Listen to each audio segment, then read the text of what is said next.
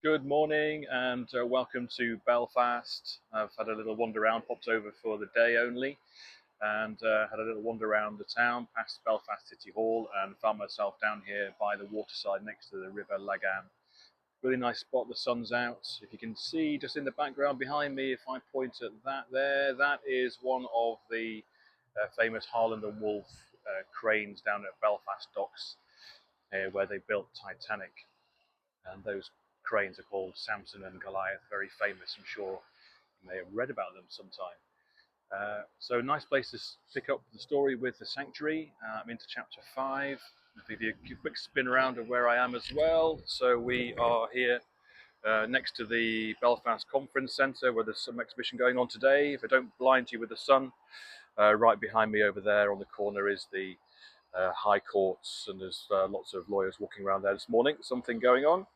But I shall sit myself down and get into chapter 5 with you. If you remember, if you've listened to chapter 4 with me already, so Ben is on the bus now, leaving the city to go on his journey to try and find Cara. He's obviously worried about what's going on there with Sir John Pemberley, the philanthropist, and he's been trying to find out some information on a guy called Kevin Ladd, who seemed to be commissioned to do a journalistic piece on Sir John, but he obviously got spooked by something and has disappeared. In fact, he has died, but maybe in some curious circumstances. Maybe we'll find out later in the book. But Ben's on the bus. He's leaving the city, and hope to see what's happening next in chapter 5. Pemberley established his first village nearly 3 decades ago when he was 20. Absurdly young, impossibly rich, he seemed to have more money than anyone else on earth had ever seen, yet nobody knew a thing about him. All these years later, the world was little wiser. He had never given an interview, had hardly been photographed. He could walk past you on the street, him, the architect of the nation, and you wouldn't give him a second look. His first village had been experimental, an attempt to lure some of the wealthy middle class from the cities to a better way of life. In a world where the cities were already dying like huge cephalopods, sprawling over the land and reeking as they did, it was an instant success. Crucially, Pemberley's village was exclusive.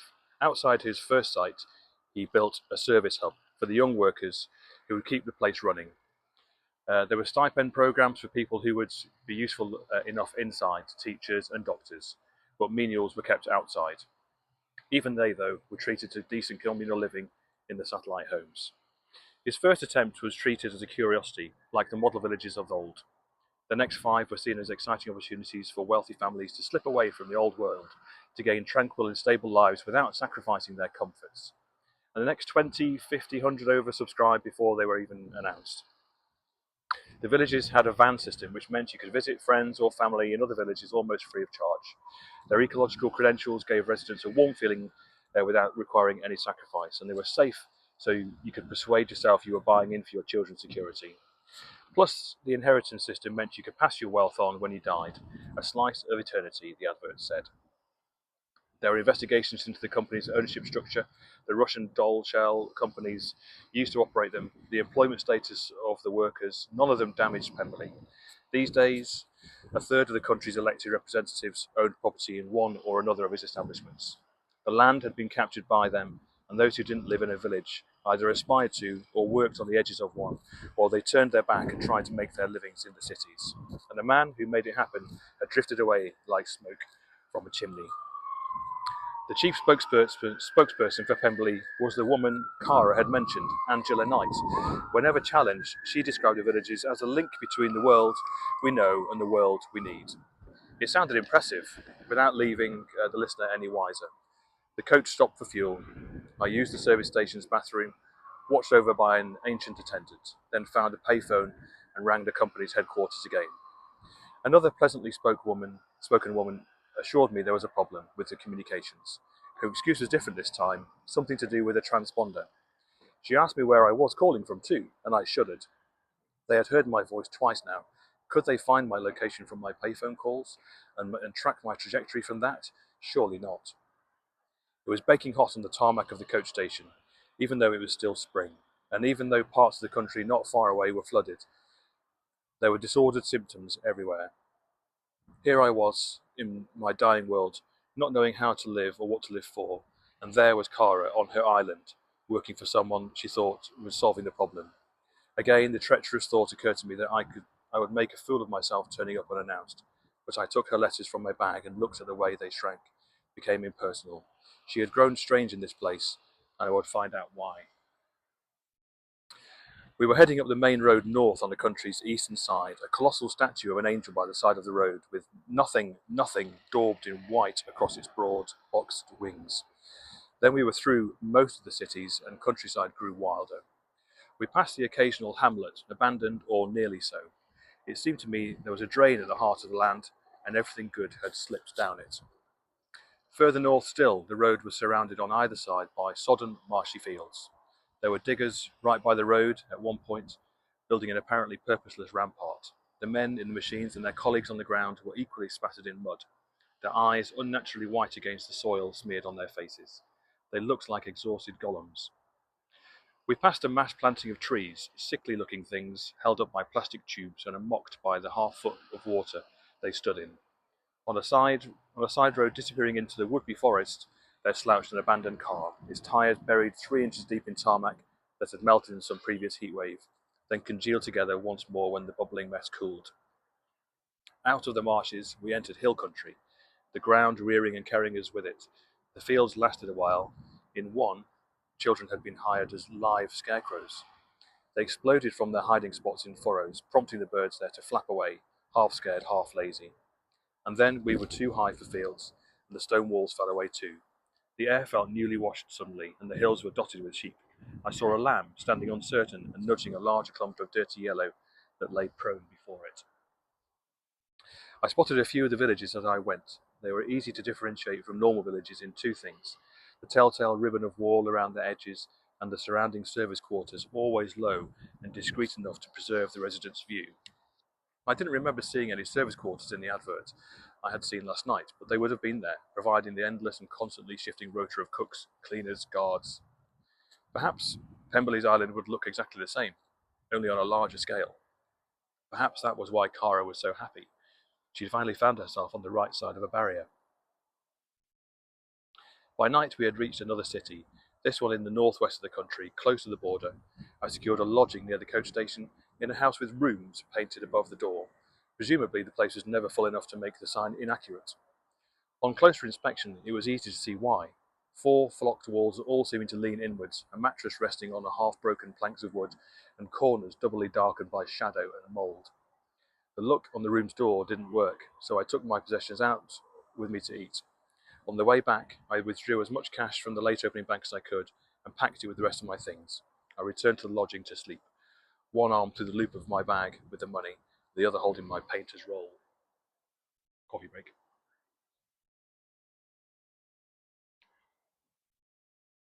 I should have guessed Kara might stay longer on the island because of what I heard her saying in her final interview for the position. It was the 4th interview she'd had.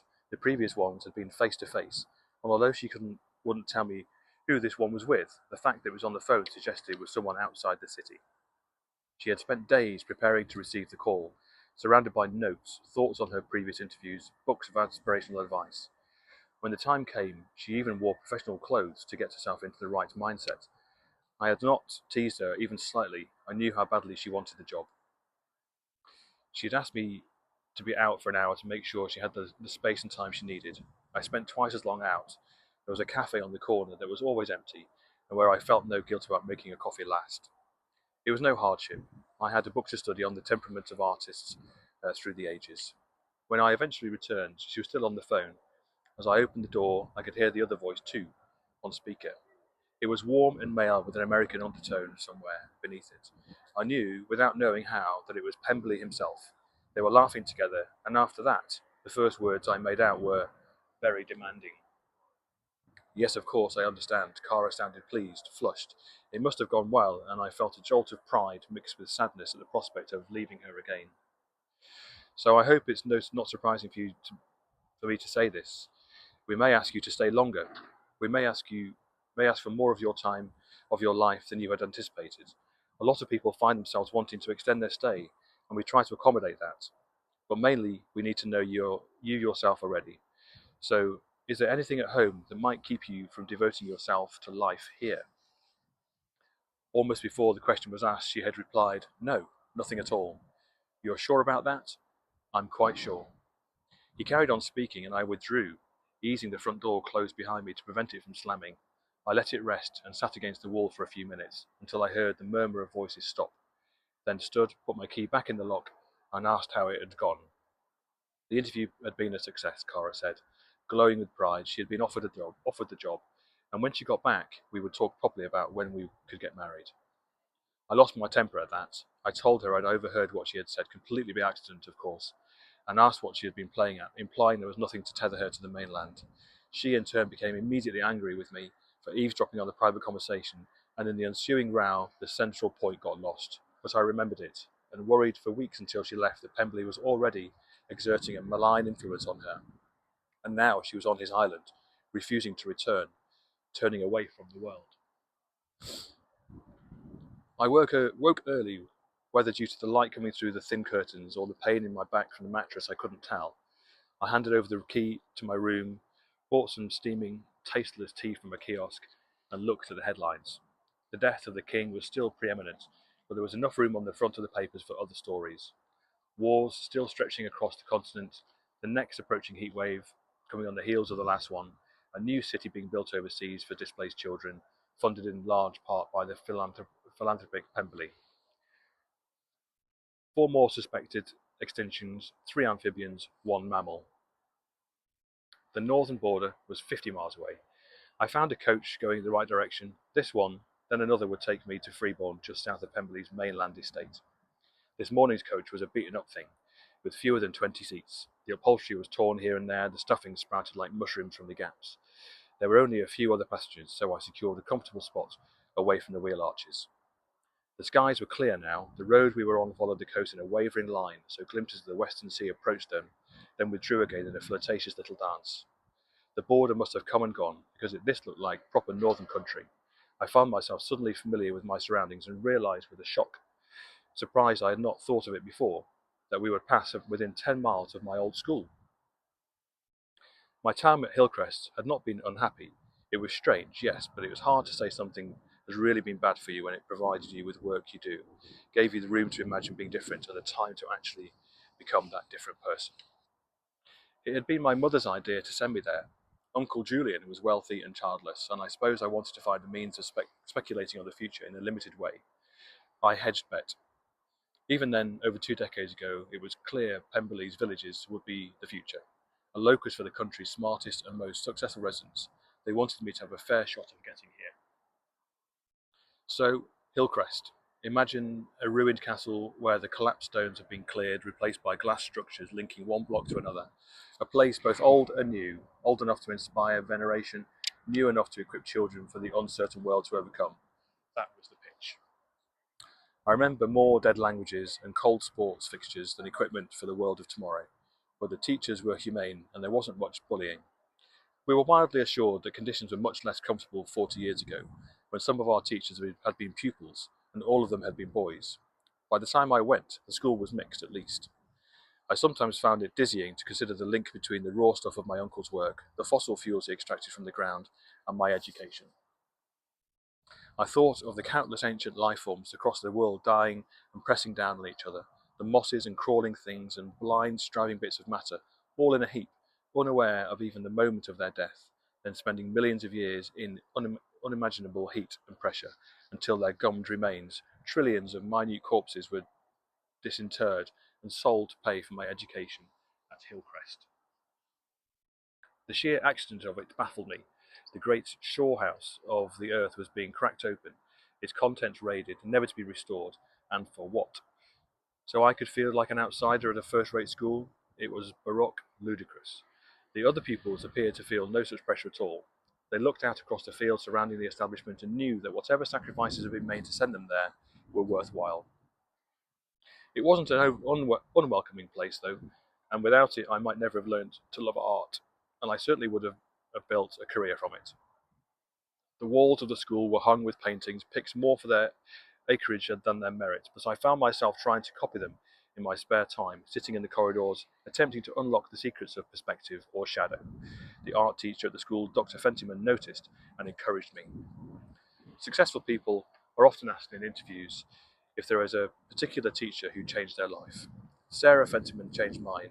She had been teaching there for 30 years by the time I arrived, knew the place intimately but kept herself somehow apart.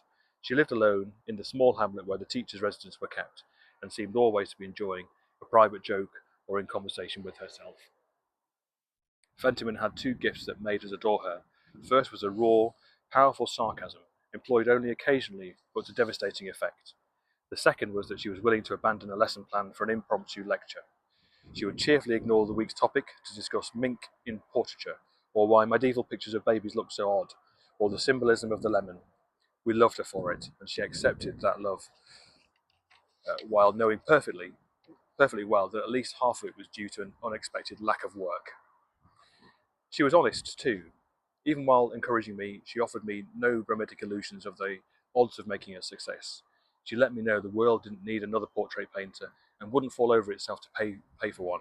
In fact, she told me, I ran the risk of ending up a street caricaturist, or, here she would smile, a teacher at a good school, providing tomorrow's village class with a patina of culture. The honesty with which she presented the pitfalls made me only more determined to succeed, which may, of course, have been her intent all along.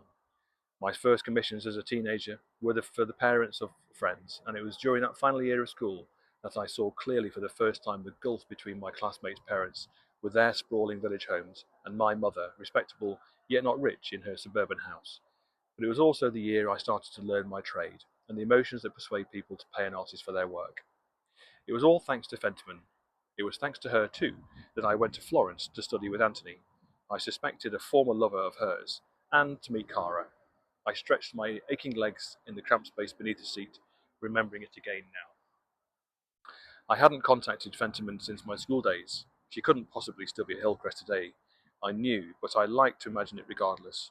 I pictured her as she was in my time there, unaged, surviving yet, and still distracting people with her unplanned lessons on galleries, on clouds, still converting people to the beauty of the human face.